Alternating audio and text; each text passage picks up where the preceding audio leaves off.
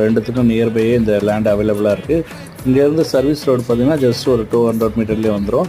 இறங்கம்பாக்கம் பார்த்திங்கன்னா உங்களுக்கு ஒரு 1 கிலோமீட்டர்ஸில் உங்களுக்கு இறங்கம்பாக்கம் வந்துடும். ஸோ இதை சுற்றி நிறைய ப்ராஜெக்ட்டு, நியூலி ப்ராஜெக்ட்டு நிறைய போயிட்டுருக்கு.